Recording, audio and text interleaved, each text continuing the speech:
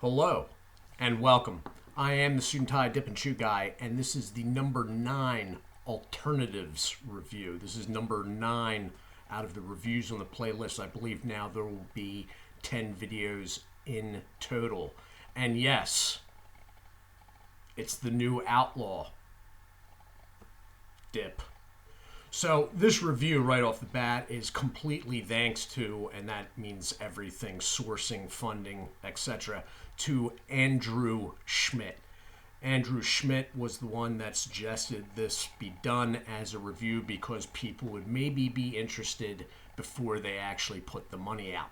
So it is my understanding that this came out last week. It is Ramblin Rootbeer, and not exactly to the extent of the Lucky Lipper, but it is, you can smell it with the can still sealed. The can is still sealed and I can smell through it. Now, right off the bat, they must still be putting these labels on by hand rather, because as you can see, the banding is all goofed up and actually coming over the lid up here, if you can see that. If I am sounding different, like louder, lower, if the picture seems different, I did have an update to my Windows, I guess Windows 10. It was not something I asked for or went out of my way for. It just sort of popped it on me when I tried to restart the computer today. So that could be the reason.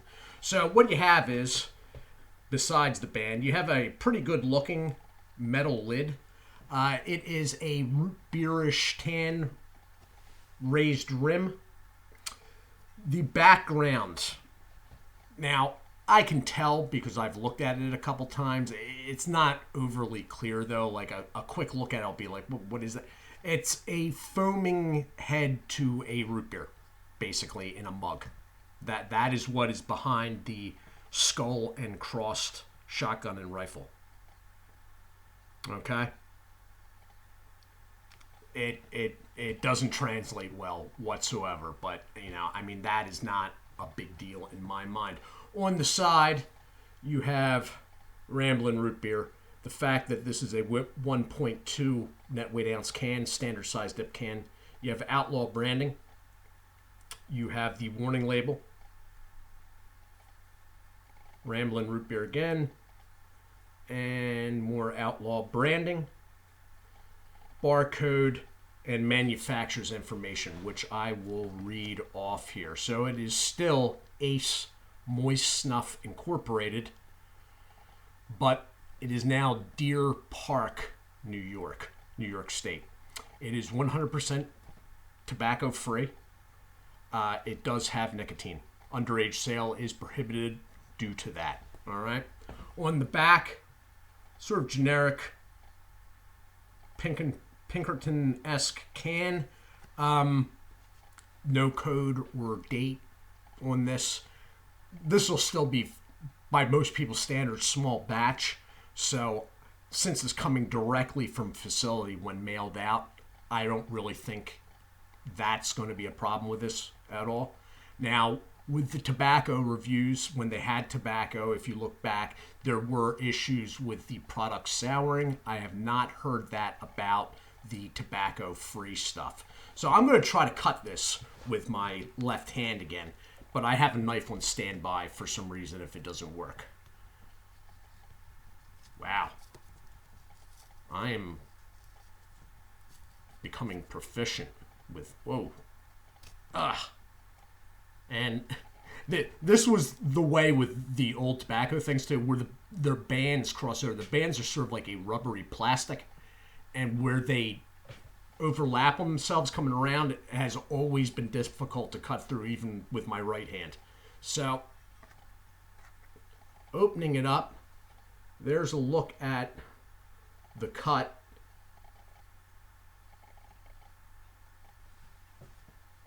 Wow. Okay. It's a very, not bad, but strong root beer smell coming off the can. and it smells dead on like root beer. I mean, the flavors, as far as the smells go, are dead on with this stuff. Even the Lucky Lipper review, the non-tobacco Lucky Lipper, it was dead on. It was just that type of flavor, that citrus-esque flavor. Actually, the taste of it was a little bit overbearing. I'm hoping this one's sort of a little more mellow in that aspect. It smells good. I'll give it that. It smells good, and in the can,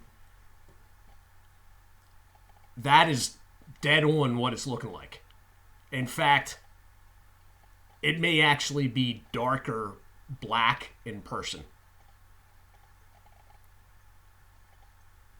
So I'm going to take a pinch of this, and then it looks like the moisture is way up again in it, which I'm expecting. I'll all but definitely have to hit the pause button at least to wipe my hand off.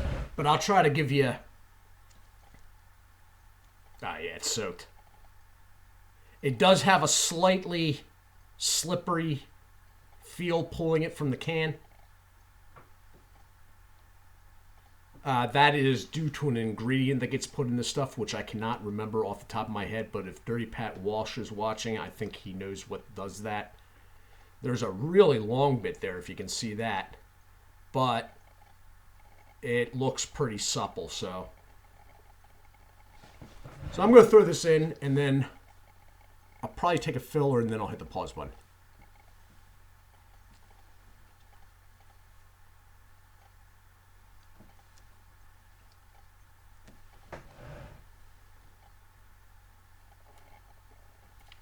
Back in a minute.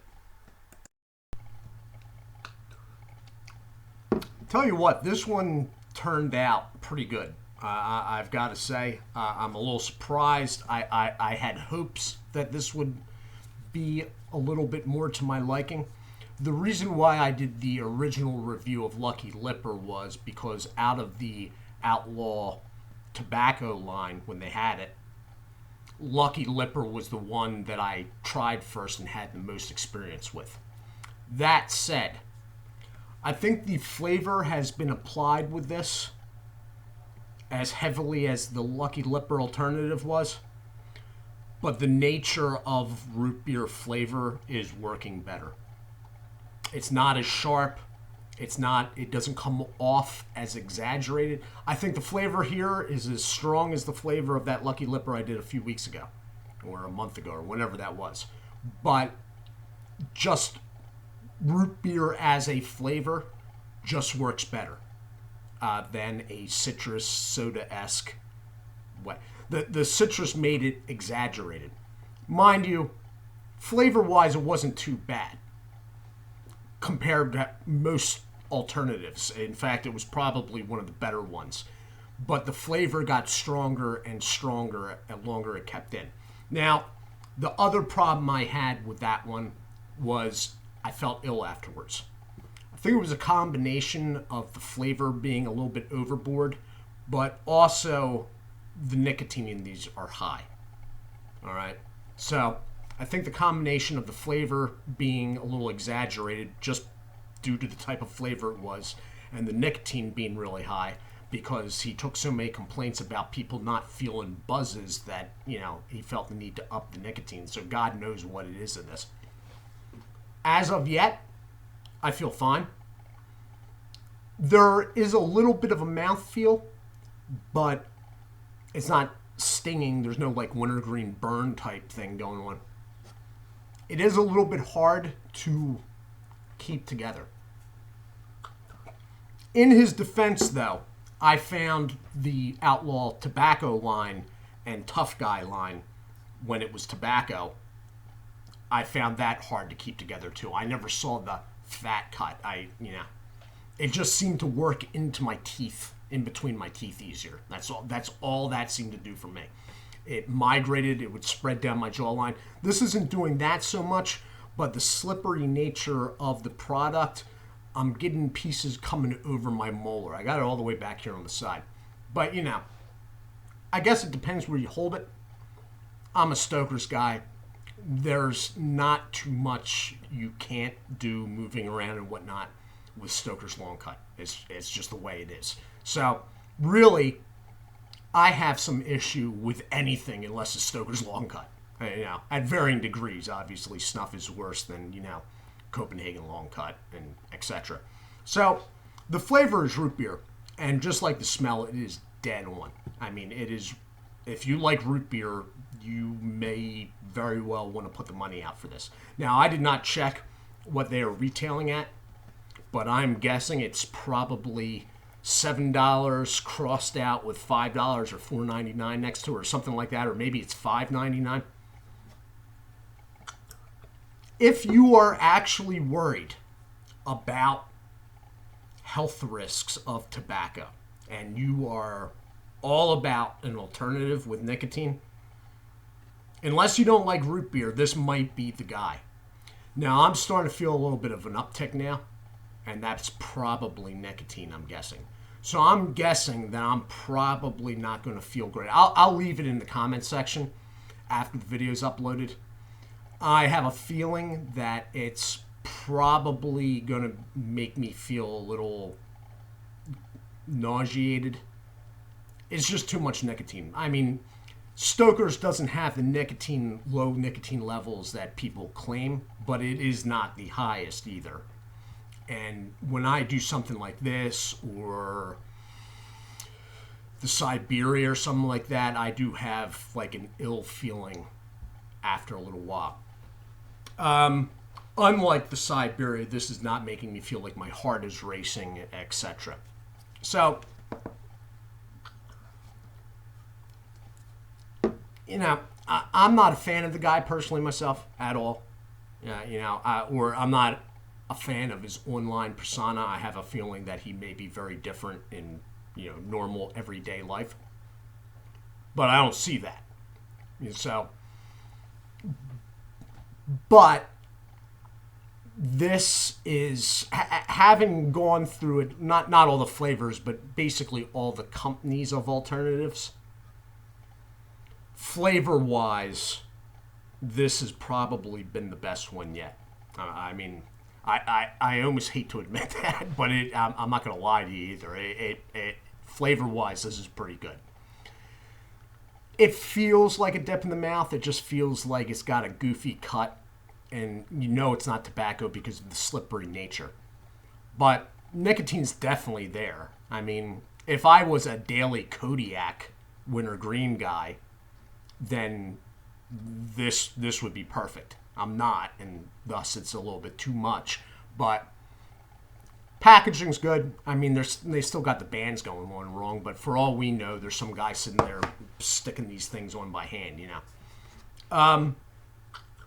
I have not heard any complaints about the non-tobacco, the new stuff, having souring effects, which was a big problem at the end of their tobacco run. So I don't know, but I haven't heard anything, and I'm in places that I would think I would hear. I will probably end up using this can. The only thing is I will probably keep them in at shorter periods in the mouth just because it's too much nicotine for me. But if you like root beer, you know what? It's not even if you like root beer. As long as you don't dislike root beer, this is non-tobacco and it's got plenty of nicotine. All right. Yeah, the pinching it is a little goofy with the slippery nature of it, but I mean, it's not as bad as trying to pinch like snuff or anything like that by any means. The smell off it's good. Just the nature of the flavor makes the flavor toned down and a little more mellow than that Lucky Lipper. All in all, I gotta say it's a pretty good showing. As I said, I don't like giving this guy too much credit, but it is a legitimate alternative product, and flavor-wise, it's probably the best I've had. In fact, you know what? It is the best that I've had. I mean, there have been a couple of them that have been flat out scary. Like, what the hell is this? Now, I will be interested to see when I get this out of my mouth if the flavor... The other problem with the Lucky Lipper one was the flavor wouldn't go away. I was still tasting that like an hour after it was out of my mouth. I brushed my teeth. I was drinking water. But again, the nature of the root beer, I don't think that's going to be a problem either. So, if you want to try it out, I would not tell anybody not to. If you like root beer, it's probably a must try. And otherwise, unless you didn't like root beer for some reason, I'd say if you're looking for an alternative, this is it. Guys that don't have a high nicotine tolerance, that feel ill if they get too much, you want to exercise caution and even give thought to buying. But besides that, all around, it's a fairly good product. And it was one that interested me right off the bat when he released that pineapple whatever that didn't really. I was like, nah, I'm good. But I've always been a fan of root beer. My only problem with root beer is, with the exception of Barks, it doesn't have caffeine.